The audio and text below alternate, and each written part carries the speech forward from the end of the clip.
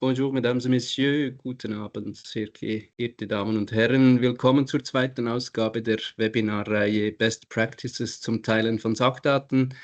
Diese Webinarreihe wird organisiert vom Institut für Geistiges Eigentum und der SATW, die Schweizerische Akademie der Technischen Wissenschaften. Mein Name ist Manuel Kugler, ich bin bei der SATW Programmleiter für das Fokusthema Daten und KI und diese Webinarserie ist eine Aktivität im Rahmen des nationalen Netzwerks Digitale Selbstbestimmung. Es widmet sich der Frage, wie wir das Potenzial von Daten in der Schweiz besser nutzen können und welche Voraussetzungen dafür gegeben sein müssen, um Daten überhaupt teilen zu können. Das heutige Webinar widmet sich den kulturellen Voraussetzungen, die es für einen Datenaustausch braucht. Wir haben 3 spannende Input-Referate. Zuerst stellt Ihnen Paul-Olivier Dehaye vom Estia Labs vor, wie kulturelle Herausforderungen den Datenaustausch bremsen können. Anschließend präsentiert Ihnen Elodie Auer from Slowlution das Zusammenspiel zwischen Daten über Zugänglichkeit und die Zugänglichkeit von Daten. Und schließlich stellt Ihnen Alexandre Jotteron von IDES Avocat einen Index von Normen für den Zugang zu und die gemeinsame Nutzung von Daten vor. Zu Ihrer Information, dieses Webinar wird aufgezeichnet. Die Sitzungssprache ist gemischt, Deutsch, Englisch und Französisch. Fragen können Sie gerne im Anschluss an die Referate in Ihrer bevorzugten Sprache stellen.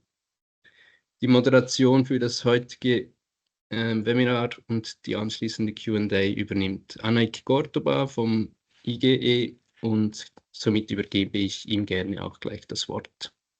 Vielen Dank. Merci Emmanuel. Donc, je m'appelle Anaïk Cordoba, je travaille à l'Institut fédéral de la propriété intellectuelle qui co-organise cette série de webinaires avec l'Académie suisse des sciences techniques et je suis responsable de la modération de ce webinaire aujourd'hui.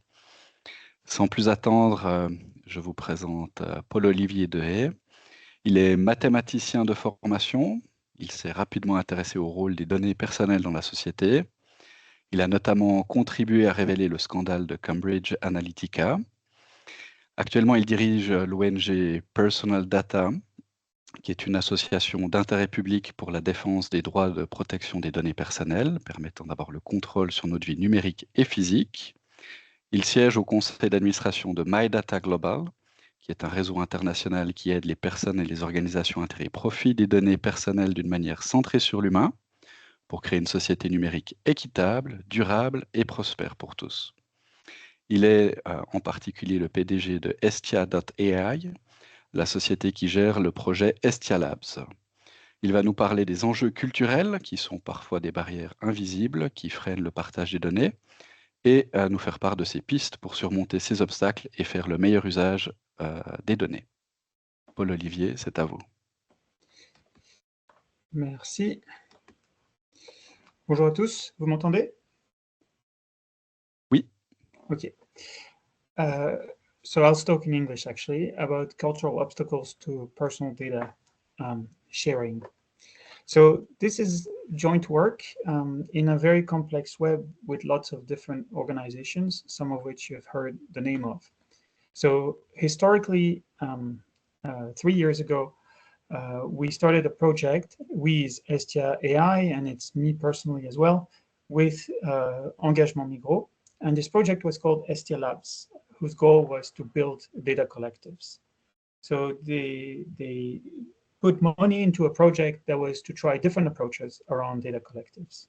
I'll go a little bit deeper into that during the presentation, but essentially it had 5 different attempts, 5 different trials. And the one that's most consolidated out of this project period is called DigiPower Academy. And now we have entrusted that project as open source code, as a website, digipower.academy, to the association Personal Data IO that was mentioned in my biography. I no longer lead that association to avoid conflicts of interests. I'm not the director, I'm on the board, but someone else, Jessica Pidou, is acting as director. So my thesis is that the main obstacle for data sharing is a lack of data culture sometimes too much of a certain capitalistic view on data, and also a lack of data-related ambition for society, and in particular European society. People tend to underestimate what could be done and tend to underestimate what could be done with the data and what we could do collectively if we wanted to achieve those goals. So, as I mentioned, this project was very complex to set up. It's something that we set up in this way over time because we tried many different things to overcome this culture, as I said. And hence, even though we tried like 5 different verticals, if you want, to build data collectives, it always comes down to a step that is around education.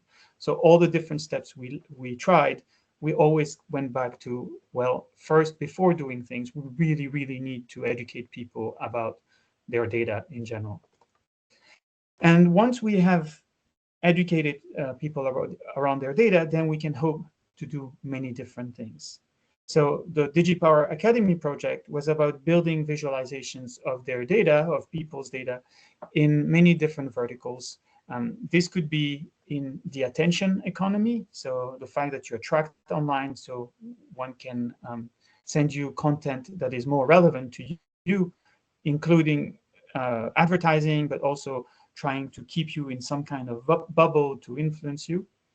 Another vertical was around dating apps, understanding how dating apps are ranking people, how they're matching people together.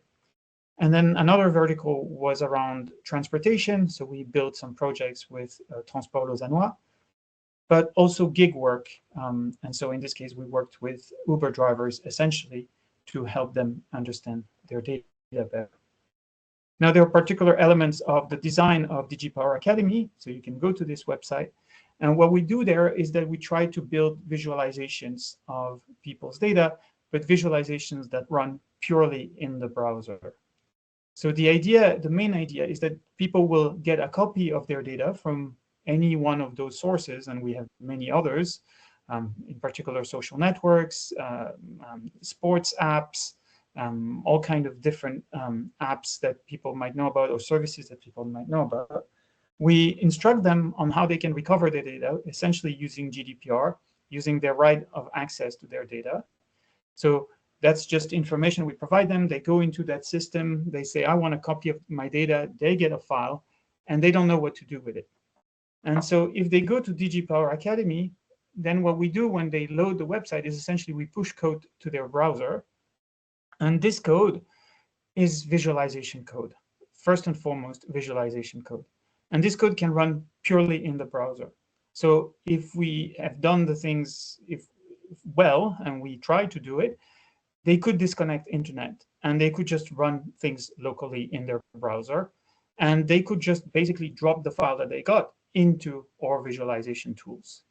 And then they would start to see some kind of visualizations of the data they have. So visualizations like I had here, the number of times I've been targeted by a particular advertiser, what kind of criteria they use to target me, how often I check on a dating app, how quickly after I get a message do I actually check on the message, where have I been, what kind of Wi-Fi routers Google tracked using my phone, all kinds of information that helps them understand what this data is about, obviously from a privacy perspective very often, but also from a perspective of understanding the data economy, but also sometimes understanding new value that could be derived from this data. And then the next step, because this is a seminar about data sharing, is that we enable also third parties to set up some kind of sink for this data, so some kind of place where this data can be aggregated. So we help the end user understand this data, then we help the end user select some of the data that has been explained to them, and we offer them the possibility to entrust it to a third party to do some kind of analysis that they will have defined ahead of time. And as DigiPower Academy, as this website, we basically intermediate the transaction in an end-to-end encrypted way. So we don't see any of the data. The data is held on our servers, but it's encrypted through a key that is held by the third party that is recipient of this filtered data, and the third party receives it in an aggregated way. So they don't really know who is giving it. They don't necessarily know that. And so what you see here is a consent form that shows you which tabs people would like to share around their Google Maps data, right? So places they've visited, one place. So this is a tool that we built that allows to view all the data around one place, for instance, the place of work or the place where we're holding the workshop around that. And the third bit is how to set your privacy settings. So it's kind of advanced settings that allow, for instance, to only send to the third party the data points that are shared by more than 2 people, by more than 3 people, more than 5 people. So that would be, for instance, data around the train station, but not data around their home, unless there's lots of people around their home that entrust this type of data. So it's kind of a dynamic filter server side that helps limit the privacy impact of sharing the data. It's a very advanced sharing mechanism, actually. So that's for the Academy. It's to help understand this data, but then we can deploy entire data analysis pipelines behind that, as I said, encrypted end-to-end. Our focus is really on providing value first to the individual, because we want the individual to understand, to give informed consent. So to be really informed about this data, sometimes more than the recipient of the data, about the risks that are involved and the purpose. And we try to help projects that contribute to building a resilient, strong, very well woven together civil society ecosystem. So we work as recipients of this data with journalists, educators, labor unions, academics, and of course, other associations. Sometimes, and this is the point is partly to contrast, we work, so this time Estia works as a commercial partner to other associations. So for instance, this is here for UFC Que Choisir, the biggest consumer organization in France, where they contracted with us to build a similar website for them, but without the sharing of data element, because that really scared them. So they saw it more as an information campaign. You can see ads for that website in Paris on the right. But the point was just to stop there at the understanding of data. In contrast, we built a similar project with the Fédération Romande des Consommateurs, so much smaller but biggest consumer organization in French-speaking Switzerland. And here it was a much more involved process. So we used the same tools to build what we call l'expérience de Martine.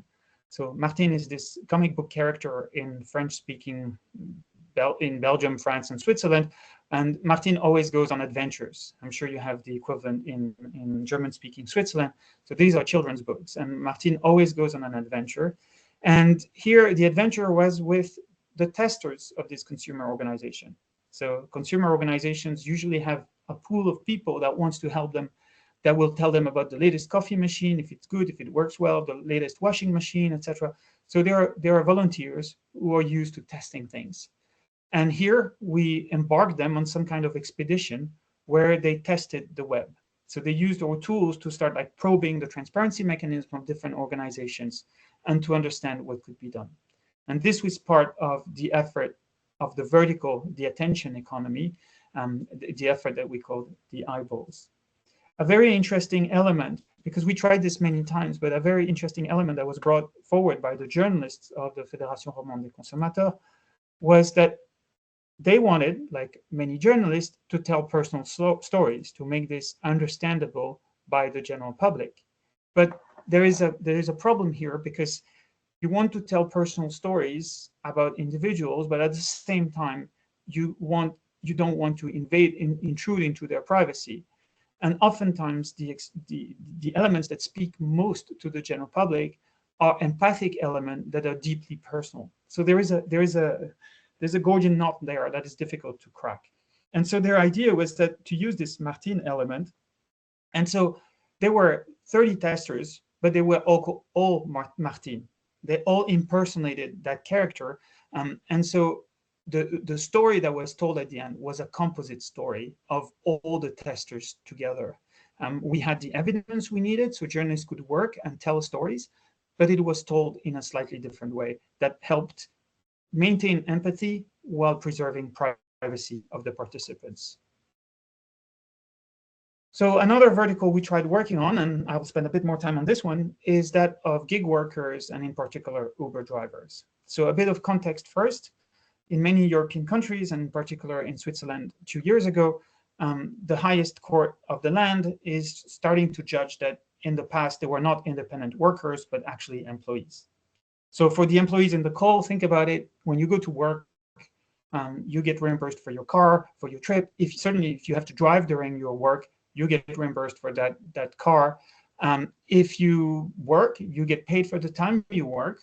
And so basically, it became an issue for the Uber drivers to evidence that over the past 5 years, because in Switzerland you can go back 5 years, any time and any distance they have traveled on their car, to document that, because that was worth money. And so our idea was to use GDPR to recover this data and then to analyze it, kind of a paralegal for their lawyers. So that's what we started to do. And the first step, as I explained, is always to start with awareness, understanding, education, and in particular here, collective awareness, because there is such an asymmetry of power, both between Uber and the individual worker, between the platform and the fact that someone could be disconnected tomorrow without any understanding of why, or even worse, could not receive any more rides without any understanding of why. And there is also an issue of labor unions, which is non-existent in this field due to historic tension. So we convinced really 1-2 drivers to recover their data, and we built a tool, a visualization tool that helped understand this, show this data, understand it. And so on the right, it's DigiPower Academy. As I explained, on the left, it's a more intense analysis. You see like individual traces, you see all the seconds they have spent near the airport waiting for a ride, time that Uber would not consider work, but according to the new jurisprudence would be, so they ought to be reimbursed for that. So the first step was collective awareness, understanding that this could be done. And then collective action. So we motivated the drivers to recover their data. So the picture on the left is in Paris, the picture on the right is in Geneva, the picture at the bottom are 6 phones, some of the most intensely personal objects in our capitalistic society, where we motivated 6 individuals to simultaneously recover their data. So that's quite a big step in terms of motivation for them, in terms of scaling, ability to scale. So we explained once to 6 people how to do it rather than having to explain it 6 times. And then we made sure that they got individual value out of that. So this is the end result. It's as simple as an Excel spreadsheet where we list time periods, which could be per day, per week, per night, for nighttime hours, per weekend, per month, etc., etc. And then we listed different things like the distance they've traveled, the time they've worked, and so on and so on in those different states that you see here on the screen, P1, P2, P3, which correspond to the time they're waiting for a client, the time they're fetching a client, and the time they actually have a client in the car. And so with these values, essentially, those are very objective numbers. It's the best of our ability to recover kilometers traveled, etc., etc. Lawyers have another layer of calculation on top, which is how much they should be paid. Sometimes it's quite simple, like they work this many hours, there is a minimum wage, so it should be this much money. Sometimes it's more complicated. So that's the individual value.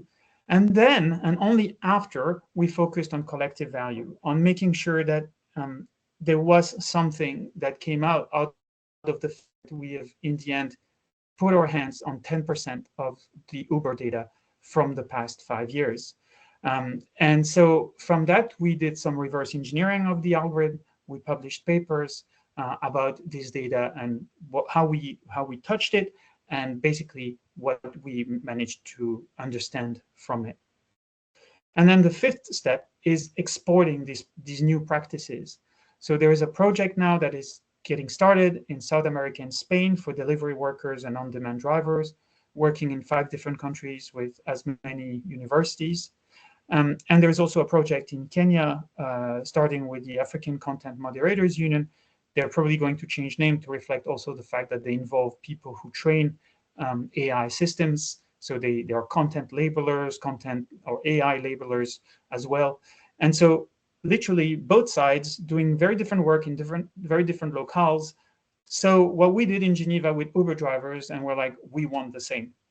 And this is very interesting because from the perspective of the association Personal Data IO, we're all data workers. So we want to jump from the Uber drivers in the mind of people to auto-completion tools in Office 365, for instance. But this is not culturally possible within Switzerland. So we have to have those steps where we go to Kenya because people in Kenya are able to understand that it's actually quite similar principles that are at play. And then we have to talk about what is happening in Kenya to people in Switzerland to understand, oh, okay, there are people working behind my AI systems, and they kind of have similar or aligned interests with mine, which is that or know-how is not just pumped by those systems.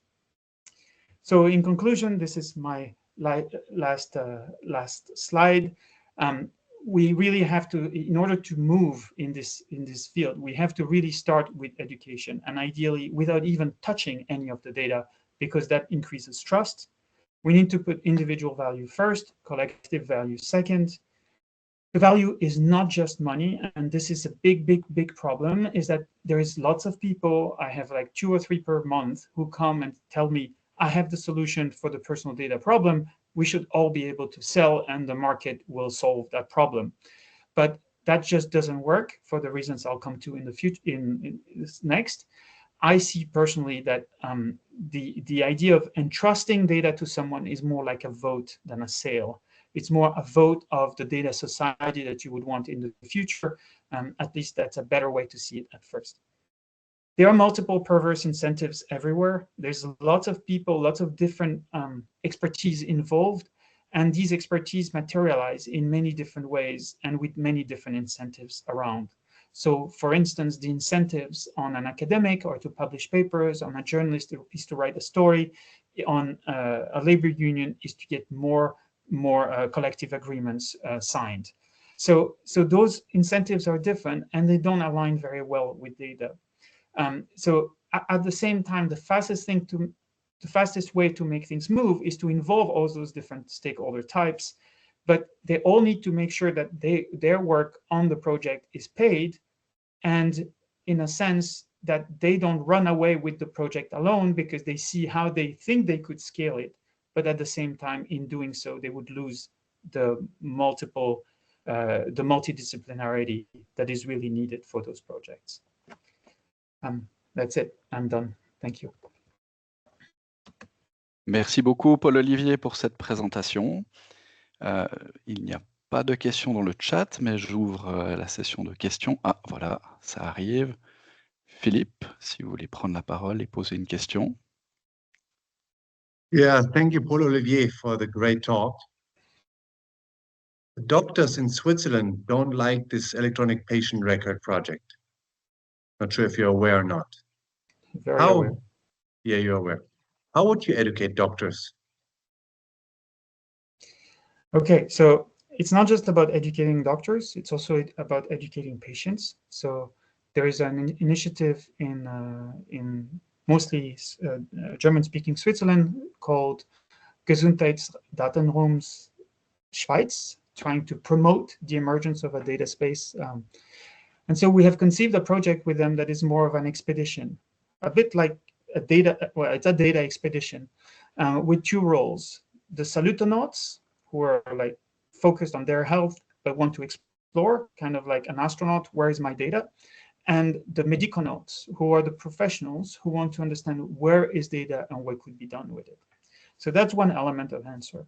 The other element of answer is that I've been involved in, personally, and Estia, the company, has been involved with a new initiative called Oval Healthcare. We just started it this week. And the goal there is to reduce the administrative burden on doctors.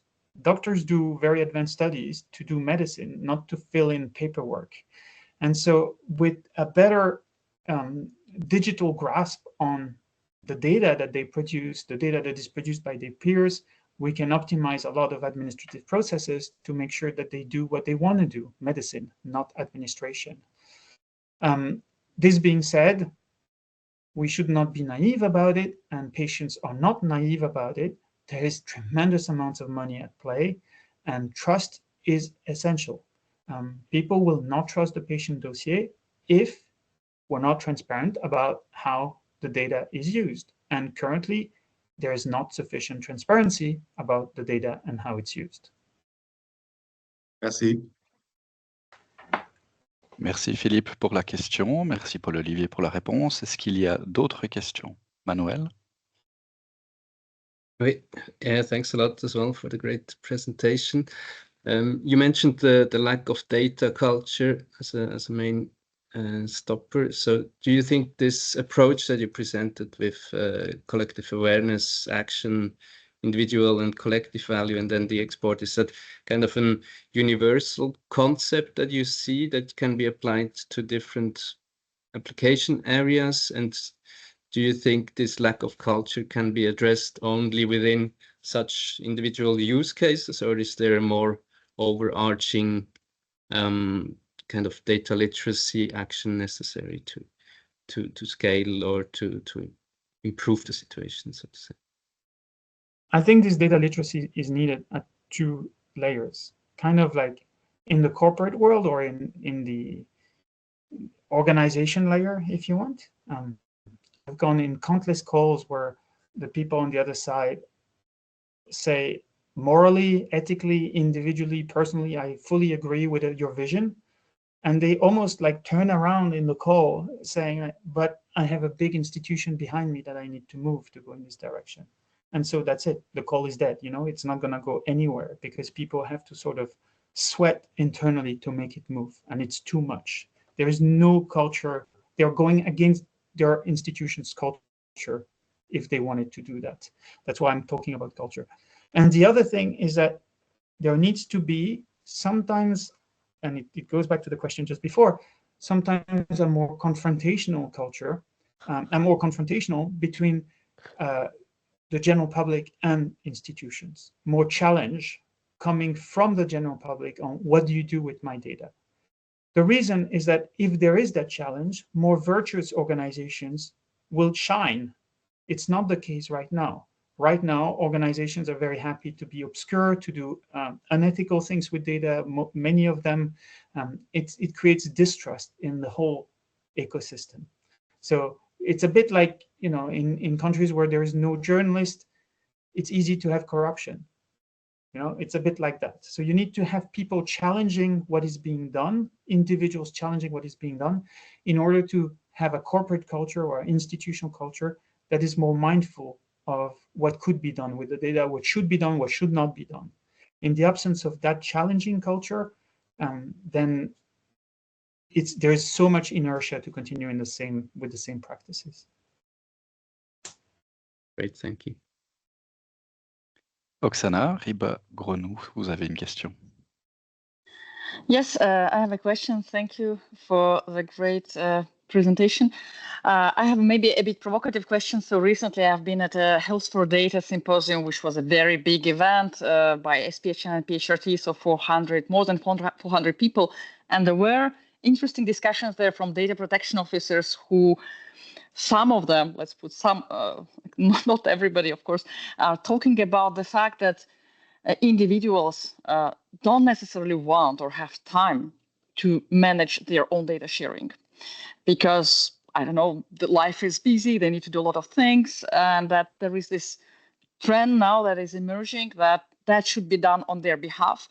In case of patients, maybe through patient-public involvement and engagement, for example, so where people who have time will be actually acting as representatives of what and how should be done in a transparent and compliant way with data. So what's your opinion about it? In your experience, do you see this problem of individuals of not having time or space to manage their own data? And if you have any opinions about that trend, and if you observed it in the area where you operate? Yes, so I wouldn't want those people to manage my health data, for instance. I feel competent to manage my data. I feel competent to manage my own personal data. If there was transparency, I would feel competent to explain to hundreds of people what is being done with their data. and to basically tank whatever project is done where data is handled on my behalf or data is handled on behalf of others around me without genuine involvement. I think there is a way to involve the general public or more broader involvement of people, which is constructive, but I wouldn't base it on the fact that people have time. I would base it also on the fact that people are competent, right? So it's you don't have to have time to manage to be able to manage your data. One of the first steps you could do is to entrust it to someone else whose interests are clearly not conflictual with the entity that manages it. So I'm trying to say that it shouldn't be the DPO that does the consultation. It shouldn't be the DPO that decides on behalf of the patient, to pick that example again.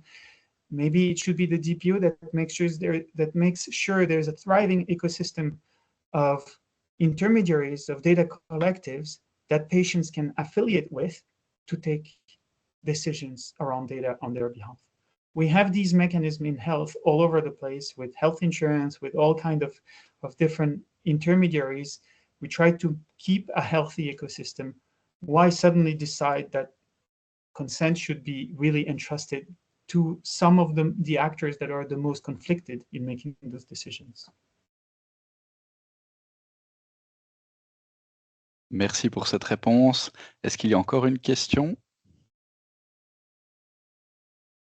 Ça ne semble pas être le cas. Merci encore pour votre présentation. And I can't stay, unfortunately, here physically. I'll be on my phone listening in to the next speakers. Thank you. Merci. La prochaine présentation sera faite par Elodie Auer, qui est titulaire d'un bachelor en management de l'école hôtelière de Lausanne. Elle a travaillé en tant que chargée de communication dans plusieurs domaines, allant de start-up actives dans la traçabilité alimentaire à des festivals d'art et au secteur de la finance. En 2020, elle a co-créé Slowlution, ce qui lui vaut de recevoir le prix Inartis Qualité de vie des patients en 2023. Elle est directrice de Slowlution et elle va nous parler des données sur l'accessibilité et l'accessibilité des données en se basant sur son expérience. Elodie, c'est à vous. Merci beaucoup pour cette introduction. Vous m'entendez comme il faut?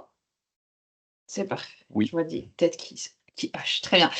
Je vais juste partager mon écran parce que sinon, vous n'allez pas voir grand-chose. Voilà. Rebonjour à tous. Donc l'idée, déjà dans un premier temps, c'est peut-être vous partager un petit peu l'historique des projets qu'on a eu sans forcément rentrer dans les détails, et ensuite d'avoir une petite réflexion autour de la donnée avec évidemment vos questions qui seront les bienvenues. Avant de commencer dans le vif du sujet, j'aimerais que vous réfléchissiez à une question qui est la suivante. Vous êtes-vous déjà senti découragé par la tâche parfois complexe d'organiser un voyage? Pas besoin de me répondre parce que je connais la réponse. C'est oui.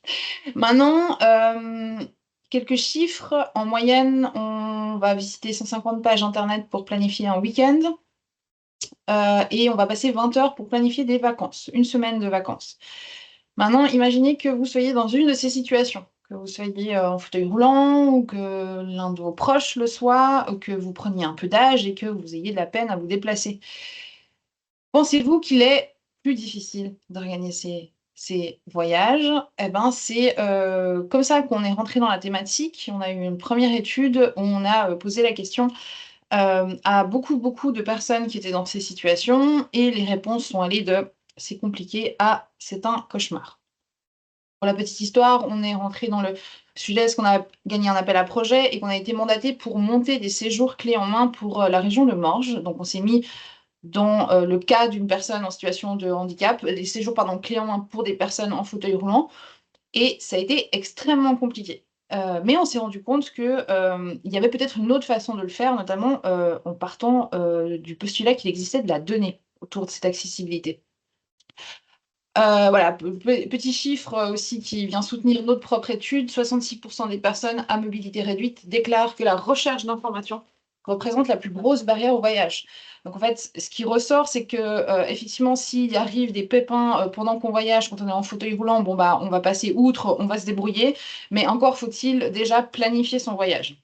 et le planifier avec, évidemment, en anticipant un petit peu les problèmes.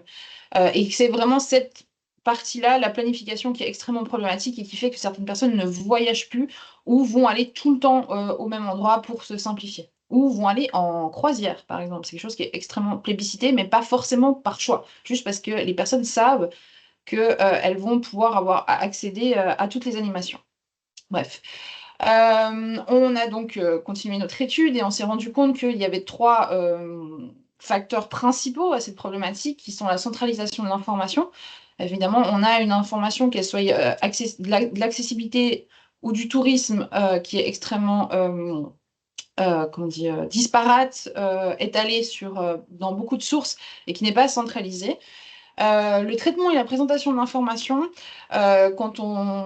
souvent l'information est présentée dans le format accessible, partiellement accessible, non accessible. Voilà, la plupart des gens nous ont dit, mais finalement, partiellement accessible, qu'est-ce que ça veut dire? Même accessible peut être accessible pour une personne, mais pas pour une autre. Pour un handicap, mais pas pour un autre. Et finalement, voilà, les préférences personnelles, l'une des façons de répondre à ces problématiques, c'est de faire des voyages de groupe, par exemple, mais qui ne répondent pas du tout aux besoins de certaines personnes, de juste dire, bah, moi, je veux partir où j'ai envie de partir, comme j'ai envie de partir, et pas forcément dans un groupe de personnes avec handicap. Donc, nous, on a eu un premier projet, c'est une plateforme qui est en ligne, qui fonctionne. Il n'y a pas encore la version mobile, donc si vous la testez, allez sur votre ordinateur, s'il vous plaît. La version mobile est en développement. On a lancé une plateforme qui s'appelle Botis, qui est un outil de planification de séjour sur la base de contraintes de mobilité et des préférences personnelles des utilisateurs. Donc de contraintes de mobilité à un niveau personnel et de préférences personnelles des utilisateurs. Dans ce cadre, on a utilisé les données de ProInfirmis qui ont effectué des audits de bâtiments. Là, on avait de la donnée, du coup, sur l'accessibilité des bâtis. On a utilisé des données TripAdvisor via l'API mis à disposition de TripAdvisor pour recueillir des informations touristiques. Et on a utilisé aussi les services de Google, notamment pour la géolocalisation. Voilà rapidement à quoi ça ressemble. Les personnes vont choisir un profil général en termes de mobilité. En fonction du profil qui est choisi, on va leur poser des questions. Typiquement, quelle est la largeur nécessaire pour votre passage? Quelle est la pente que vous pouvez monter? Est-ce que vous avez besoin d'une barre d'appui dans les WC? On est tout à fait conscient qu'il est possible que certaines personnes ne puissent pas répondre à ces questions-là. Dans ces cas-là, ils peuvent toujours répondre « je ne sais pas ». Et dans ces cas-là, on fait appel à la norme légale et aux normes de ProInfirmis. Ensuite, on va poser des questions des aspects purement touristiques. Et la personne va avoir des listes, des propositions de voyage, de séjour en fonction de ce qu'elle a rentré dans le système, avec une activité le matin, un endroit pour manger à midi, une activité l'après-midi, un hôtel, etc. Et si les activités ne lui conviennent pas, ils peuvent toujours remplacer une par une les activités. Ça, c'est un MVP, il fonctionne. Il y a énormément de choses qu'on aimerait améliorer et on va là travailler région par région. C'est l'objectif. Donc, les projets en développement, voilà, les chiffres disent que 83% ou 83%, selon où vous êtes situé, des voyageurs en situation de handicap déclarent que la visite des sites des offices de tourisme est la première étape dans la planification de leur séjour. Il y a un chiffre extrêmement plus élevé que pour les personnes en situation, qui ne sont pas en situation de handicap. Partant de ce postulat, on s'est dit qu'il serait peut-être pertinent que notre outil soit disponible directement sur les sites des offices de tourisme.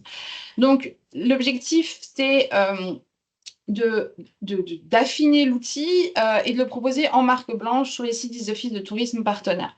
Et aussi d'améliorer l'outil. Typiquement, on a des problèmes de catégorisation des points d'intérêt où notamment on a les caves à vin qui sont dans la catégorie restaurant parce que ça a été catégorisé comme ça par ProInfirmis. Et c'est un gros problème. Typiquement, on travaille avec la région de Morges qui a énormément de caves à vin. On ne veut pas envoyer les gens pour manger dans une cave à vin, mais ça doit être une activité considérée comme une activité onotouristique. Voilà. Il y a aussi d'autres choses, intégration des déplacements. et l'intégration d'itinéraires adaptés qui là fait carrément office de plusieurs projets distincts parce que c'est une problématique extrêmement complexe à gérer. En fait, aujourd'hui, ce qu'on peut faire, c'est donc planifier une suite d'activités dans des lieux accessibles, mais ce qu'on ne peut pas faire, c'est déterminer les itinéraires possibles entre les activités. Pour la première version de Boetis, on a dû faire des choix, notamment eu égard au budget limité qu'on avait. On n'a pas intégré les transports en commun, mais de toute façon, ça ne faisait pas sens parce que si on amène les gens jusqu'à une gare, mais qu'ensuite on est incapable de dire qu'entre la gare et l'hôtel, par où la personne elle doit passer ou quel bus elle doit prendre, ça n'a pas de sens. Ou en tout cas, entre la gare et l'arrêt de bus le plus proche, en fait, on est incapable de lui dire par où passer aujourd'hui. Donc, c'est ce qu'on aimerait, c'est un problème qu'on est en train d'adresser et c'est ce qu'on aimerait régler. Donc, le problème en termes de... Pour ce projet, pour les usagers, c'est que les déplacements, comme je vous ai dit, peuvent être très compliqués. En soi, les transports publics sont de plus en plus accessibles, mais pas les espaces publics. En termes au niveau des collectivités, on ne va pas se leurrer, l'accessibilité universelle est impossible à atteindre. On n'arrivera jamais à être accessible pour tout le monde. Ça ne veut pas dire qu'on ne doit pas faire d'efforts, mais que c'est compliqué. Les changements dans les infrastructures sont coûteux et prennent énormément de temps. Ce que veulent les usagers, c'est la possibilité de planifier leur déplacement en fonction des infrastructures actuelles aujourd'hui, pas dans 20 ou 30 ans, et en fonction, encore une fois, de leurs contraintes personnelles de mobilité. Donc, on a lancé 2 projets en parallèle, un qui s'appelle Topo Helvetica, qui est un projet de recherche. Donc là, on est en train de voir est-ce qu'on peut valoriser les données topographiques, qui sont des données vectorielles semi-structurées, et les rendre exploitables dans une application. Donc ça avance, le projet de recherche est en cours, on travaille avec des chercheurs là-dessus. En parallèle, on a aussi lancé un projet qui s'appelle Last Mile, où là, on va s'interroger sur la possibilité d'aller récolter la donnée directement sur le terrain. L'idée, c'est d'avoir déjà une première couche de données avec les données topographiques pour éviter d'aller devoir chercher trop de données sur le terrain, qui est un facteur de succès en fait des autres projets et qui malheureusement a mené en fait au déclin de certains projets existants. Donc, on a fait une méta-analyse des projets qui avaient été lancés pour aussi recueillir les bonnes pratiques. Et là, on est en phase de prototypage, de test de méthodologie sur le terrain. On lance ça voilà, on a reçu les fonds là, il y a la semaine passée, donc on va se lancer là-dedans dans 2 semaines. Maintenant, un petit tour en fait de la donnée qui est à disposition dans nos projets, puisque c'est un peu le sujet qui nous intéresse le plus aujourd'hui. Et ensuite, j'aurai fini ma présentation.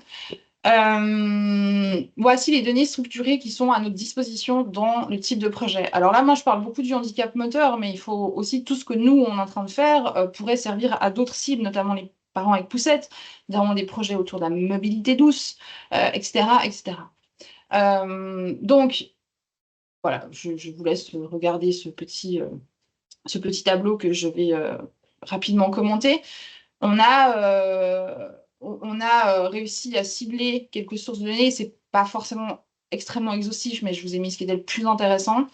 En termes de bâti, donc c'est ProInfirmis qui gère en fait cet audit et qui gère la base de données, sachant que les données ne sont pas ouvertes, que nous on a un contrat avec ProInfirmis, donc pas n'importe qui peut accéder à ces données. Il n'y a pas de contrainte légale à la collecte en Suisse. En termes de bâti, ce qui amène à une énorme disparité en termes de régions. Les activités sans bâti, on n'a aucune méthodologie de récolte de données. Donc, ce qu'il faut savoir, c'est que on aura typiquement, je vais parler de voilier accessible, une activité sur le lac. Ce qui va être audité, c'est le vestiaire, par exemple. Mais ce n'est pas l'activité en soi. Donc, on va pas pouvoir dire exactement pour qui cette activité est adaptée. Voilà, c'est une grosse question qu'on se pose, que d'autres associations se posent aussi. Les places de parking, il y a une source de données qui s'appelle, une association qui s'appelle Accessibility Data qui fait remonter l'information, mais on reste sur du est-ce qu'il y a une place de parking ou non. On n'a pas d'autres informations. Typiquement, ce qui est important, c'est de savoir quelle est la largeur de sortie en latéral ou en frontal selon comment est disposée la place de parking. Ça, c'est des informations dont on a besoin, mais qu'on n'a pas. Les transports publics, ah oui, pardon, pour les places de parking, il y a quelques initiatives régionales qui viennent complémenter l'information, typiquement à Morges. Les transports publics, là, c'est les seuls où on a une contrainte légale à la collecte. Ça ne veut pas dire que c'est à jour, ça ne veut pas dire que c'est fait, même si ça devrait être fait. Mais voilà, il y a une contrainte légale à collecter des données du matériel roulant, des arrêts de transport public, des gares et des infrastructures des gares en elles-mêmes. Les espaces publics, il n'y a rien.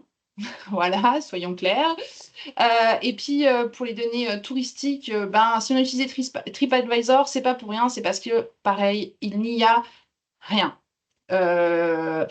Tout ce qu'on a, c'est ça va passer à l'autre tableau, tout ce qui est tourisme, on a des sources de données qui sont extrêmement locales, régionales, structurées. Des fois, on nous envoie des PDF. Enfin, voilà, c'est encore tout un sujet, mais même si nous, c'est plutôt l'accessibilité qui nous intéresse, on est quand même sur des applications aussi touristiques. C'est très compliqué d'avoir l'information touristique. Il n'y a aucune centralisation de la donnée. Ah si, pardon, il y a eu un projet au niveau fédéral en open data, il y a eu 17 entrées. Voilà, 17 informations, 17 POI qui ont été entrées. Pour les espaces publics, donc comme je disais, on a des données semi-structurées à disposition, qui sont des données topographiques. On a des données nationales qui sont de Suisse Topo. Après, on a des sets de données plus régionales. Typiquement, nous, on va avoir un projet sur Genève. On va utiliser des données de SITG qui sont de meilleure qualité. Chaque région a son set de données. Et après, il reste les données satellites. European ESA, qui est l'Agence spatiale européenne. Mais là, on rencontre un problème qui est la masse de données à disposition et la puissance de calcul qu'il faut mettre en jeu pour pouvoir les traiter. Donc voilà, et je crois que c'est tout. Un petit état des lieux de nos projets et des difficultés qu'on rencontre. Voilà, est-ce que vous avez des questions? Merci Elodie pour cette présentation. Est-ce qu'il y a des questions? Vous pouvez lever votre main ou les écrire dans le chat.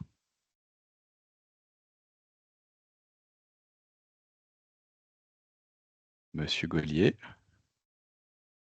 Ja, vielen Dank, Elodie, das war jetzt sehr spannend. Ich bin von der HSLU, Institut Tourismus und Mobilität, und von der Swiss Data Alliance. Und das Problem ist mir wohl bekannt. Meine erste Frage ist, es gibt die Plattform CTOS, die habe ich auf deiner Präsentation nicht gesehen, die macht aus meiner Beobachtung etwas Ähnliches. Du hast genickt, ihr kennt die. Wie ist die Beziehung zwischen euch und CTOS? Alors, je crois avoir compris la question en allemand. Oui, alors CTOS, on collabore avec eux, on est très souvent en contact. D'ailleurs, on a organisé une journée de travail mercredi et Christophe de CTOS était là. Donc, on est très souvent en contact. Ce qu'il faut savoir, c'est que la base de données qui appartient pour l'instant à Pronifermis est en cours de transfert chez CTOS. Donc, c'est CTOS qui va gérer la base de transfert. CTOS ont donc leur produit Ginto, qui fonctionne sous la forme de liste, on va dire. Vous rentrez, vous pouvez dire, je ne sais pas, j'ai envie d'avoir toutes les banques accessibles à Lucerne. Eh ben, il va vous mettre les établissements bancaires accessibles. CTOS fonctionne sur cette logique-là pour l'instant. Je vais revenir en arrière. C'est très au début. Voilà, avec les 3 critères, accessible, partiellement accessible, non accessible. Donc, c'est très bien, mais pour l'aspect touristique, ce qui nous a été remonté, c'est que c'était pas désiré par les utilisateurs. Donc, c'est pour ça que nous, on va vraiment poser des questions à un niveau personnel. Après, on a aussi des collaborations avec CTOS, notamment le but, c'est qu'eux s'occupent vraiment des bâtis. Donc, eux, ils continuent à auditer des bâtis sur mandat des cantons. Nous, on ne le fait pas. Et nous, on va auditer l'espace public. Donc, chacun prend un peu une partie de la problématique. Et ensuite, le but, c'est quand tout ça fonctionnera, pouvoir mettre ensemble. Mais oui, on les connaît très bien. Parfait, merci pour cette réponse. Y a-t-il d'autres questions?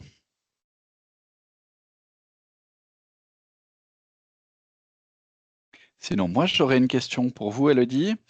Est-ce que vous constatez des différences culturelles qui sont marquées concernant la disponibilité des données sur l'accessibilité? Comment s'en sort la Suisse en comparaison internationale? Est-ce qu'il y aurait des modèles vers lesquels on pourrait se tourner, le cas échéant? Oui.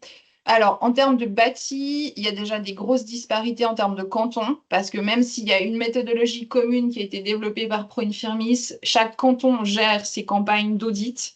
Et vous verrez vite sur la plateforme Bootis ou sur l'app Linto qu'il y a des cantons où il n'y a quasiment rien qui a été audité.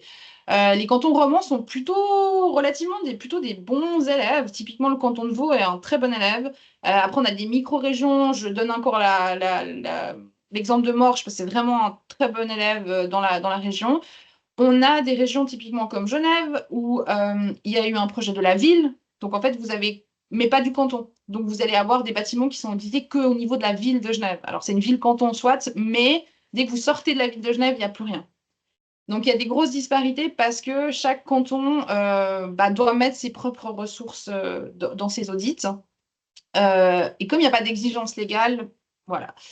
En termes des espaces publics, de la voirie, encore une fois, il n'y a pas d'exigence légale à récolter de la donnée, contrairement à beaucoup d'autres pays européens, notamment la France, où il y a une exigence légale qui a été votée il y a 2 ans. Alors, bien sûr, beaucoup de villes ont de la peine à se mettre dedans, mais il y a une obligation de le faire. Donc, il y a beaucoup plus de mouvement qui se fait. Et en termes alors de format de la donnée, c'est le format NetEx qui fait foi, qui est le format des transports publics. En termes de méthodologie d'acquisition de la donnée, donc de collecte de données sur le terrain, il y a un format qui s'appelle CNIG ou CNIGE, selon comment on le dit, qui est en construction. On est très très proche des personnes qui mettent cette méthodologie en place et on s'en inspire très très très fortement pour notre projet, tout en adaptant à certaines contraintes et on va dire spécificités locales. Voilà. Parfait, merci. Donc, si je vous comprends bien, un moteur pour augmenter la quantité de données disponibles dans ce domaine et puis améliorer leur accessibilité, ce serait une intervention législative. Ou vous voyez d'autres moteurs? Oui, je pense, parce que c'est vrai que nous, on est une association. Le nerf de la guerre de nos activités, outre des fois des compétences techniques ou technologiques à acquérir, ou du développement technique ou technologique, c'est le financement. Et évidemment que pour l'instant, on travaille avec ceux qui veulent bien mettre du financement là-dedans, mais ça arrive, voilà, c'est pas les premières choses qui sont budgétisées. Donc effectivement, je pense qu'une une volonté législative et politique serait la bienvenue. Je vais quand même parler de l'obligation de la mise aux normes des gares qui était censée être terminée à 2023. On est loin d'être le cas. Donc même l'infrastructure n'est pas encore tout à fait aux normes. Et puis, ne serait-ce que pour ça, le financement manque et la rallonge de crédit a été refusée il y a quelques semaines. Donc même lorsque la législation impose quelque chose, l'exécutif ne vote pas forcément les budgets qui rendraient possible ceci. Donc voilà. Mais effectivement, c'est un peu plus de volonté politique, ça serait le bienvenu, ouais. Parfait, merci pour cette réponse. Est-ce qu'il y a encore une question pour Elodie? Ça semble pas être le cas. Merci beaucoup, Elodie. Et puis, on va passer à l'intervenant suivant. Alexandre Jotran, qui est avocat associé chez IDEST Avocat SARL à Lausanne. Il est spécialisé dans la gestion des technologies et des données. Alexandre siège au comité de l'Association suisse des délégués à la protection des données. Il est également membre du groupe d'experts sur la confiance numérique mis en place par Swiss Digital Initiative. Il va nous présenter le contexte dans lequel on a élaboré un index des réglementations sur le partage des données et le résultat de ses recherches pour cet index. Alexandre, c'est à toi. Bonjour à tous, merci Anaïk pour l'introduction. Je vais donc, si j'arrive à changer mes slides, vous parler des réglementations sur le partage des données en Suisse et en Europe, ainsi qu'introduire cet index sur la protection, sur les normes de partage. Rapidement, comme j'ai déjà été présenté seulement le point, donc pourquoi j'en parle aujourd'hui, c'est justement parce que j'ai eu la chance d'assister l'Institut fédéral de la propriété intellectuelle dans la création de cet index. Et donc l'idée aujourd'hui, c'est de pouvoir vous faire un peu un retour d'expérience sur ce travail de plusieurs mois qui a mené à l'établissement de l'index. La première question qui se pose est de savoir pourquoi finalement est-ce qu'on a besoin et quel est l'intérêt pratique d'un index qui liste les réglementations sur le partage des données. À mon avis, il y a différents axes de réponse à ces questions. Le premier, et puis je pense que j'ai plus besoin de le dire puisque ça a été mis en évidence de manière très claire par les deux personnes qui m'ont précédé, c'est l'importance de l'accès et du partage des données. Donc on comprend bien la valeur que l'on peut avoir au travers du partage des données. On se rend aussi compte des limites de l'approche, j'ai inscrit consensuelle, dans les slides, on pourrait dire de l'approche volontaire. Donc évidemment, il y a plein de projets qui existent avec des organisations ou des administrations qui mettent à disposition déjà sur une base volontaire leurs données.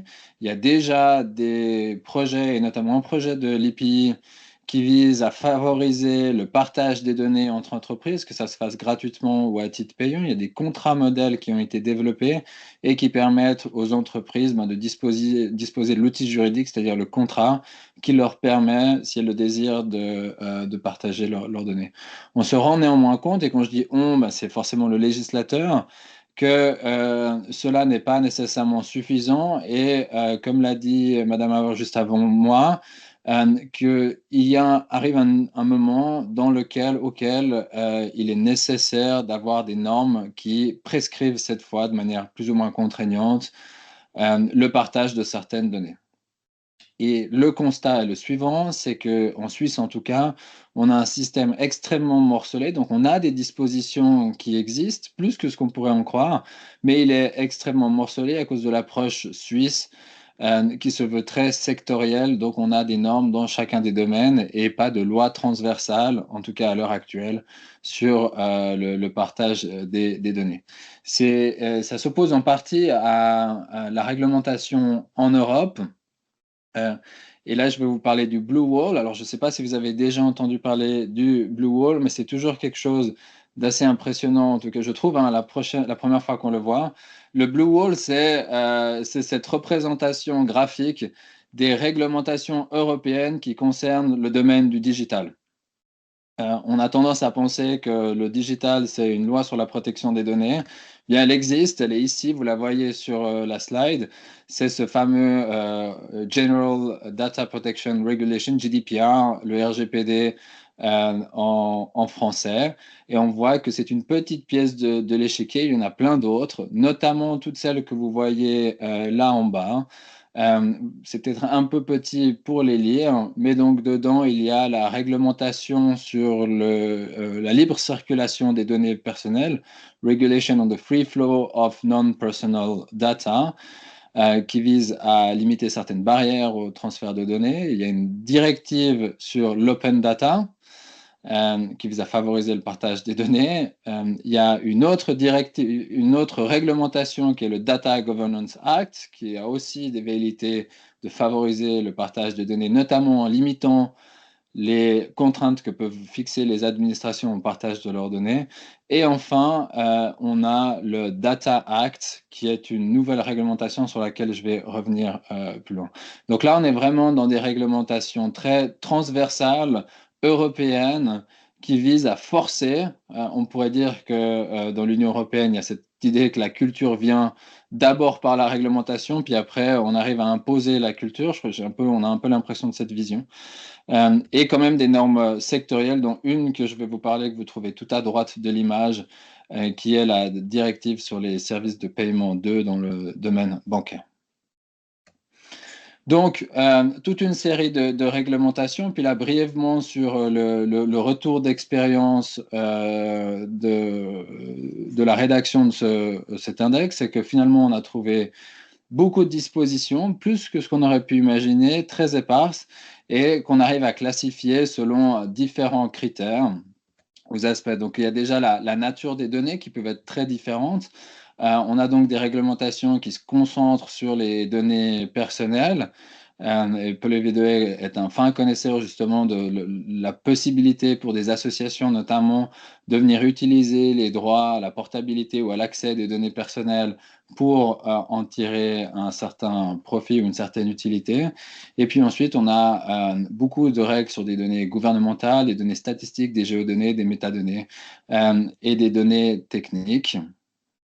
On a ensuite, si j'arrive de nouveau, le contexte de l'échange qui va changer. Et là, dans le mandat de l'IPI de réaliser cet index, c'était vraiment l'idée à la base d'avoir un index qui se focalisait sur les échanges B2B, donc business to business, les règles précises entre entreprises qui obligeraient le partage de données. Je peux déjà vous dire qu'il y en a très peu en Suisse.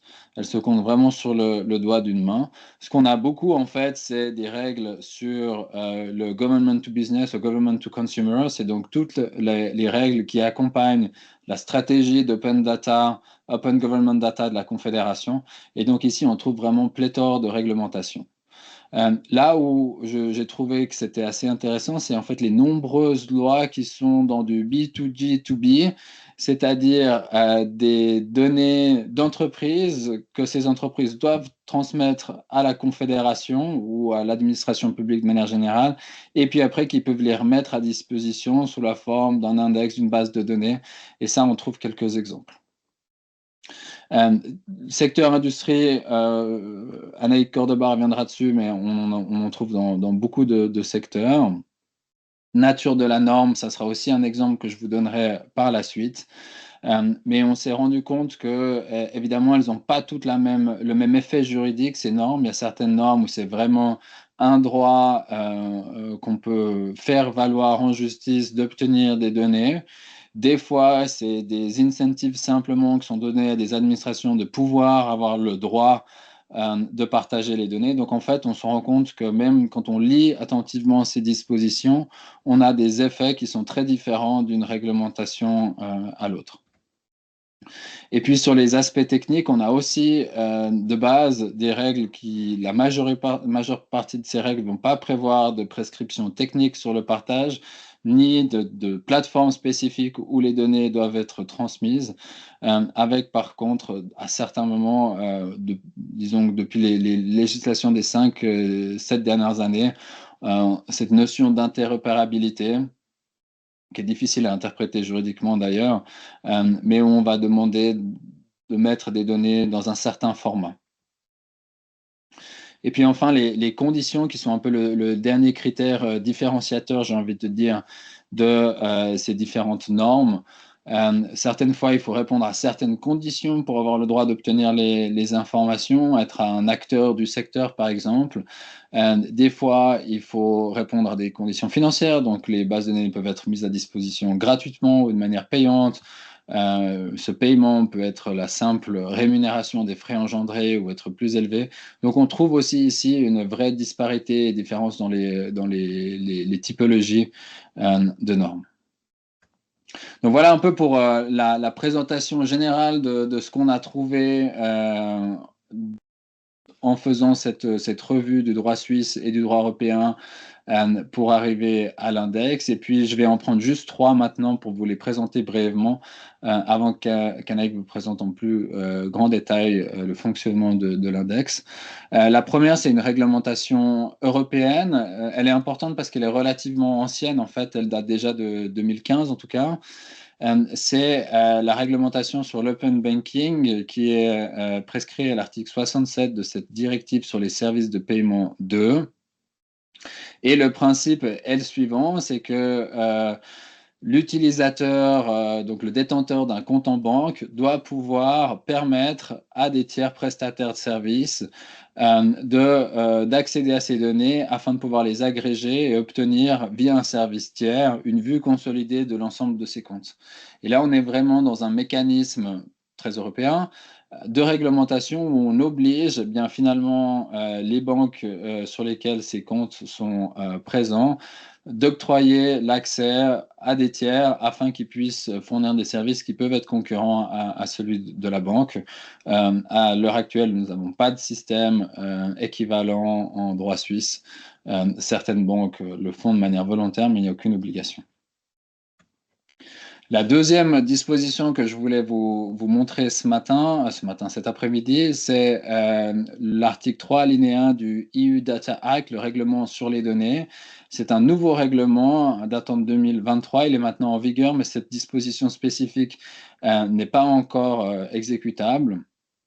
Et la grande force de ce règlement, c'est l'accès aux données des objets connectés.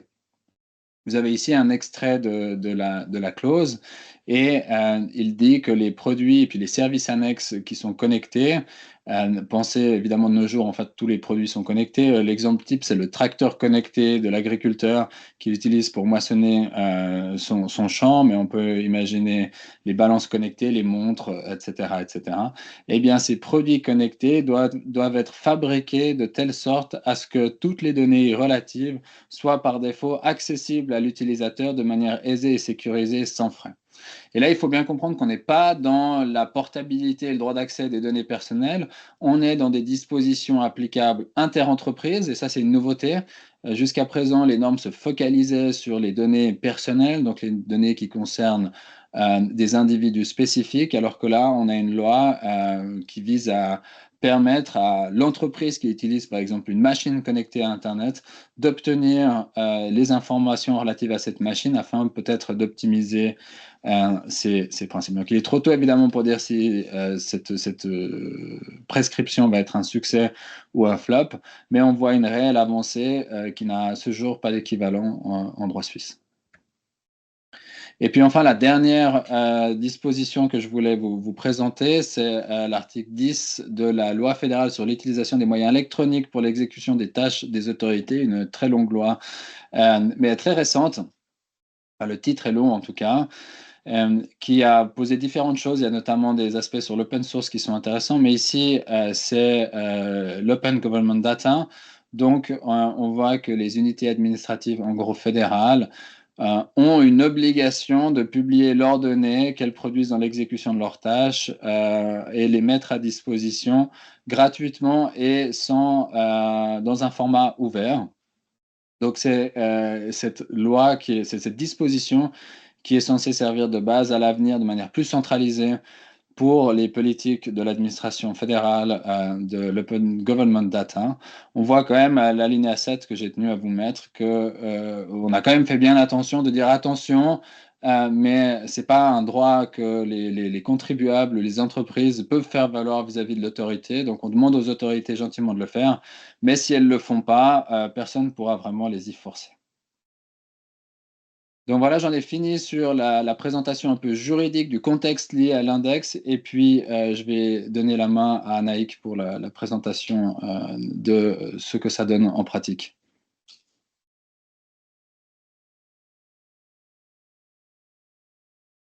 Merci Alexandre. Je propose qu'on reporte les questions pour Alexandre à la suite de ma présentation. Comme ça, on pourra répondre ensemble aux questions sur cet index. Alors, je vais essayer de vous présenter l'index de manière un peu plus concrète. Si j'arrive à passer à la suite.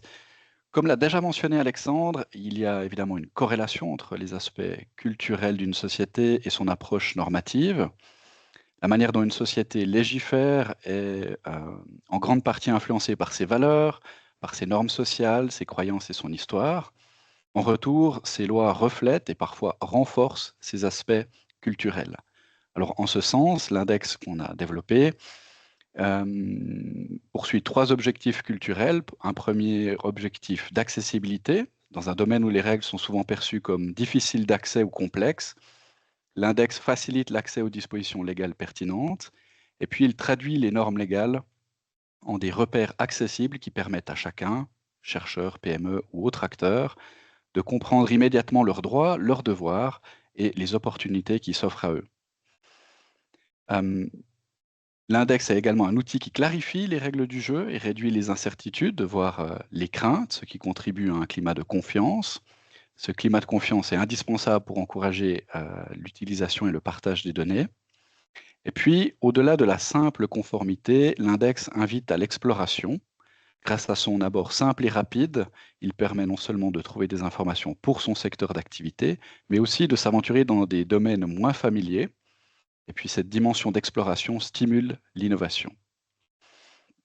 L'index sera disponible sur un nouveau site web qui sera disponible début 2025, data-sharing.ch. Lors du lancement, l'index contiendra un peu plus de 70 entrées, donc c'est-à-dire plus de 70 dispositions légales suisses ou européennes, qui portent, comme l'a déjà dit Alexandre, soit sur une obligation de partager des données, soit sur un droit d'accéder à des données.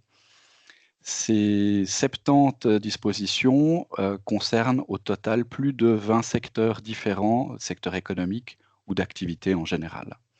L'index sera disponible en allemand, en anglais et en français. Il comprend des dispositions tant générales ou aussi horizontales, c'est-à-dire qu'il s'applique à tous les acteurs et tous les secteurs, mais aussi des dispositions spéciales qui s'appliquent à un domaine particulier comme la mobilité, l'énergie ou l'agriculture. On a évidemment travaillé avec Alexandre qui vous a présenté une partie de ses travaux pour les dispositions suisses. Et je voulais mentionner également le professeur Alain Strowell pour les dispositions du droit européen. Monsieur Strowell est professeur à l'Université de Saint-Louis-Bruxelles et à l'Université catholique de Louvain et avocat chez Pearstone à Bruxelles. Et c'est lui qui nous a fourni les informations sur les dispositions européennes et les espaces de données européens. Parce qu'en effet, l'index comprend également des informations sur les espaces de données européens, AgriData et Mobility Data Space, qui sont les plus avancés. Évidemment, d'autres seront ajoutés au fur et à mesure de leur progrès. Bien sûr, l'index n'est pas exhaustif. La version qui sera mise en ligne constitue plutôt une impulsion initiale. L'IPI va continuer l'année prochaine et les suivantes de compléter l'index au fur et à mesure et à le tenir à jour. Nous comptons aussi sur les autres offices de la Confédération et sur le public pour le compléter.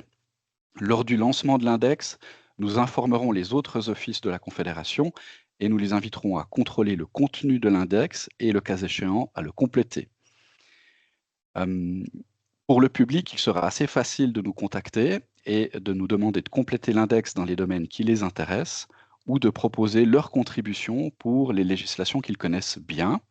Et puis, nous ferons vérifier ces contributions par nos experts. Encore un mot, cet index est un outil d'information et d'orientation. Ce n'est pas un commentaire juridique dans lequel nous discuterons des dernières jurisprudences ou reproduirons toutes les discussions de la doctrine. C'est plutôt un outil pour les gens qui cherchent des données. Ici, vous avez un nuage de mots qui représente les différents secteurs pour lesquels l'index contient une ou plusieurs dispositions. C'est assez varié, ça va de la protection animale à l'énergie, des documents officiels à l'aménagement du territoire, en passant par les voies cyclables, la culture, la finance, la recherche ou les télécommunications, pour en citer quelques-uns. Concrètement, maintenant, le site est en cours de développement. Il contiendra une page dédiée à l'index. Ici, vous avez la page générale.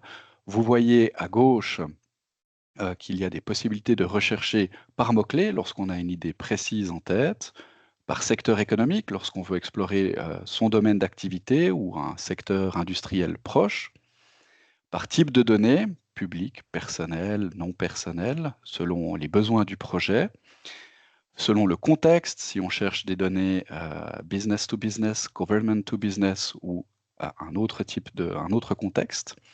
On peut également trier par source, droit suisse ou droit européen. Et il y a évidemment d'autres filtres qui sont disponibles.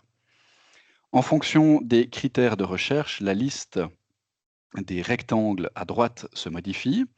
Ces rectangles offrent une prévisualisation des informations au sujet des différentes dispositions légales. Et puis en cliquant sur Lire plus, on accède à une vue détaillée pour chaque disposition de l'index. Alors, je vous présente cette vue détaillée en 3 parties. La première partie, qui est un aperçu rapide et fonctionnel. On y trouve les références officielles et les liens utiles. Ça permet de vérifier qu'on est bien au bon endroit et d'accéder aux ressources externes rapidement. La deuxième partie, c'est le texte légal, qui est reproduit dans son intégralité pour une consultation plus confortable. Et il y a évidemment un lien hypertexte pour accéder aux documents officiels. Et puis, la troisième partie de cette vue détaillée, de cette fiche pour chaque disposition, comprend des informations que donc, le professeur Alain Strowell et Alexandre Jotran ont réunies et catégorisées dans pas moins de 11 rubriques que vous voyez ici à gauche. Cette partie de la fiche permet de cibler rapidement les informations recherchées et à approfondir. Et puis, ça permet également de conserver une bonne lisibilité des informations. On n'est pas noyé par l'information. Je ne vais pas toutes les passer en revue, mais vous voyez que pour chaque disposition contenue dans l'index, on a pris soin de préciser qui devait partager ou mettre à disposition les données, qui a le droit d'accéder aux données. Pour les normes européennes, on a également précisé quand est-ce qu'une personne, une organisation suisse est soumise à ces règles, ou à l'inverse, peut en bénéficier, par exemple pour les espaces de données. On aborde également les aspects financiers. Est-ce que l'accès aux données est gratuit ou payant? Est-ce que c'est à prix coûtant ou est-ce qu'il faut le négocier au prix du marché? Alexandre l'a mentionné, c'est encore rare, mais lorsque c'est le cas, on a précisé si la disposition prévoyait un format pour le partage des données ou par exemple une plateforme pour publier ou mettre à disposition les données ou pour présenter les requêtes d'accès aux données. Alors nous sommes convaincus que l'index constituera un outil utile pour les PME et les chercheurs. Nous nous réjouissons de le mettre en ligne. Et puis nous espérons également qu'il sera l'occasion pour l'IPI de collaborer plus intensément sur ces questions avec les autres offices et le public. Sur ce, j'ouvre la session de questions sur l'index. Est-ce que vous avez une question? Je vois que Paul-Olivier, est-ce que c'était une question ou un pouce levé? C'était peut-être un pouce levé. Voilà, c'est répété. S'il n'y a pas de questions immédiatement, moi j'aurais une question pour Alexandre. Ah, ou Manuel a une question. Du darfst auch zuerst, aber ich habe zwei Fragen, ja, wenn ich darf. Einerseits wollte ich fragen, also der Index ist als reiner Self-Service gedacht oder ist die Idee, dass man auch quasi Dienstleistungen für KMU oder Akademiker darüber hinaus anbietet? Was ist da der Plan? Alors c'est ouvert. Dans un premier temps, on va proposer l'index sous la forme que je vous ai présentée, un pur outil d'information. Maintenant, on est ouvert effectivement en fonction des expériences des utilisateurs à ajouter peut-être d'autres prestations au fur et à mesure. Oksana Riba-Kronou. Oui, merci. Merci beaucoup. J'apprécie beaucoup cet aspect de format qui fait partie de l'index.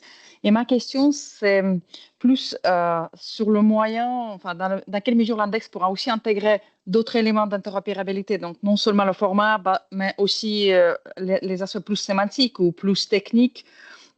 Ou côté juridique, organisationnel, dans certains cas, il y a déjà législation en Europe, en tout cas pour certains domaines, donc pas forcément pour les domaines des données personnelles, mais c'est clairement quelque chose qui peut faciliter le partage de données au sein d'un pays et puis entre les pays, entre les secteurs. Donc, est-ce que c'est envisagé? Est-ce que c'est le premier pas? Est-ce qu'on s'arrête au format pour l'instant? Voilà. Oui, merci pour cette question. La forme de l'index que je vous ai présenté est plus considérée comme conçue comme une première étape. Évidemment, comme j'ai une formation juridique, j'ai un focus sur l'approche juridique, mais en fonction des retours d'expérience et puis des contributions qu'on recevra, on peut tout à fait imaginer et compléter cet index avec des aspects plus techniques, notamment sur l'interopérabilité. J'aimerais peut-être juste rappeler qu'il y a aussi le fait que c'est un outil de plus parmi d'autres qui existent déjà. Donc, il y a déjà les repositories qui existent, Open Data Suisse ou Y4I. Donc, le but, c'est pas non plus de concurrencer les outils de la Confédération ou public qui existent déjà dans ce domaine, mais bien d'offrir une nouvelle solution qui est la compréhension pour les entreprises et les acteurs du milieu de la recherche ou économique, de pouvoir aller chercher les dispositions immédiatement, l'ensemble des dispositions légales pertinentes pour le domaine. Merci Alexandre pour ce complément. Je vois qu'il y a une question dans le chat de Paul Olivier. What is the potential for a more structured output than text along each of the dimensions? Is the data available as a raw open data? Oui, alors pour la deuxième partie de la question, effectivement, nous mettrons à disposition les données sur lesquelles on a construit l'index à disposition en open data sur le site. Et je ne suis pas certain de bien comprendre la première partie. Pour le moment, là je pense aussi c'est une approche de juriste, on est parti sur une contribution sous forme de texte, mais là aussi, s'il y a des propositions, des possibilités de développer un output plus intéressant, plus structuré, plus complet, on est évidemment intéressé et ouvert à en discuter.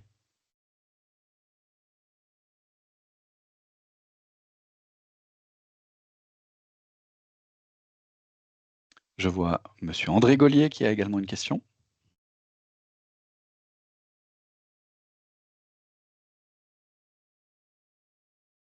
On ne vous entend pas. Non, non. Ah, C'est pas c'était une question. erreur. Merci. Très bien. C'est une erreur. Merci beaucoup. Madame pour toutes les Grenou, vous avez informations. encore la main levée. Est-ce que c'est une main fantôme? Voilà. Oui, non, je voulais reposer un peu la suite sur I14Y que vous avez mentionné, Alexandre. Donc, en effet, par exemple, pointer vers I14Y quand il y a les provisions ou les recommandations déjà pour interopérabilité, ce sera une bonne première étape. Et ça va peut-être aller aussi dans la direction d'avoir quelque chose de plus structuré au-delà de texte, potentiellement en complémentarité avec les initiatives existantes. Donc, et puis en fait, je voulais juste dire que c'est à peu près ça que j'attendais comme réponse. Donc, merci beaucoup. Oui. Parfait, merci beaucoup. Manuel, tu as une question. Ja, genau. Ich wollte noch mal fragen, habe ich richtig verstanden, dass die bisherige Aufbereitung der Daten war quasi manuelle Suche und Kuration und in Zukunft ist das quasi so das Collective Intelligence, dass die Domänenexpertinnen und Experten quasi die Inputs weiter zusammentragen. Ist das richtig? Und seht ihr Potenzial auch automatisierte Lösungen vorzusehen oder glaubt ihr im Sinne der Datenqualität braucht es diese manuelle Sammlung und Zusammenstellung? Merci pour la question. Effectivement, là, ça a été un travail minutieux d'Alexandre et du professeur Alain Strowell pour réunir toutes ces informations. On va continuer de fournir ce genre de prestations, je pense en tout cas l'année prochaine, le temps que cet outil prenne son envol, si je puis dire. À terme, on espère qu'il y aura une bonne participation des autorités fédérales que j'ai mentionnées, mais aussi cantonales et du public pour nourrir cet index. Une solution automatisée, je pense que c'est techniquement faisable.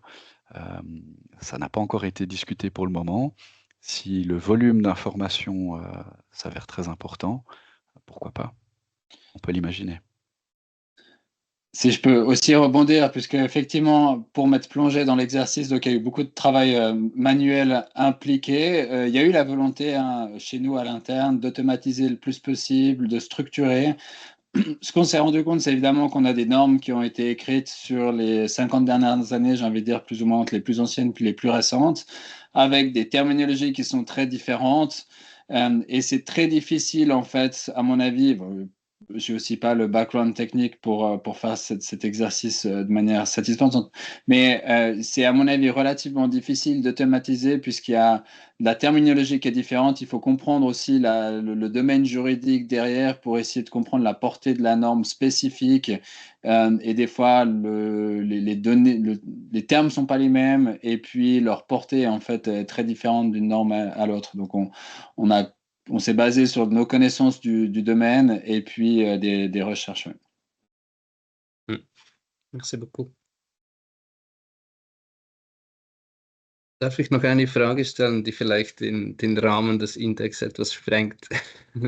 In Angesicht der sehr breiten und ausführlich vernetzten Regulierung auf EU-Ebene, denkt ihr, dass im Rahmen eurer Recherche, dass das ein sinnvolles Konstrukt ist und jetzt in Angesicht der Schweizer Regulierung ist ja dieses Rahmengesetz für die Sekundärnutzung von Daten in Erarbeitung.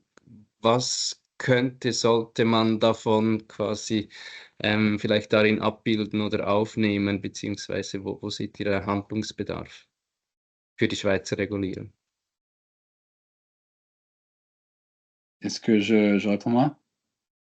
Oui. Oui, volontiers, tu peux y aller. Donc, premièrement, il y a la question de savoir si c'est pertinent, si ça serait pertinent de reprendre en Suisse des réglementations analogues à celles que l'on a dans l'Union européenne.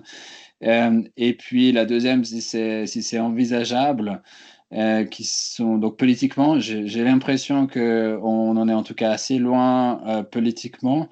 Si j'écoute la présentation d'Elodie Auer juste avant, un de son message, son cri d'alarme presque, c'était de dire il nous manque les réglementations qui imposeraient un système qui permettrait une vraie interopérabilité ou accès aux données. Donc, sur la base de son expérience à elle, j'ai envie de dire qu'il faudrait peut-être faire un peu plus.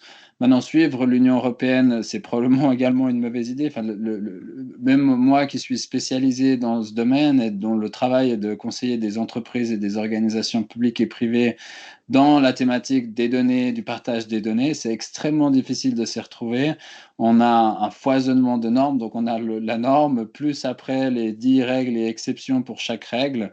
Donc ça crée énormément de travail pour les avocats, ça va encore, mais pour les entreprises, et ça, c'est pas bénéfique. Je pense qu'il y a le problème de l'Union européenne, c'est qu'ils ont des normes qu'ils n'appliquent pas actuellement ou mal, et donc il faudrait peut-être se focaliser sur quelques règles très importantes et puis regarder, essayer de les appliquer correctement. Et on verra effectivement en Suisse ce qu'on arrivera à faire avec la réutilisation des données, qui, à ce que j'ai compris, d'ailleurs en discutant avec Anaï qui connaît mieux le sujet que moi, est dans une situation un peu compliquée juridiquement actuellement, politiquement.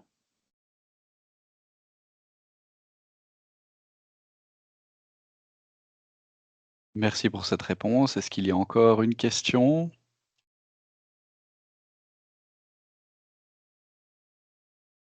Alors, si ce n'est pas le cas, je crois que nous arrivons au terme de ce webinaire. J'en profite pour vous signaler que cette série de webinaires se poursuit. Nous nous retrouverons le 20 janvier 2025 pour un 3e webinaire sur les conditions techniques du partage des données cette fois.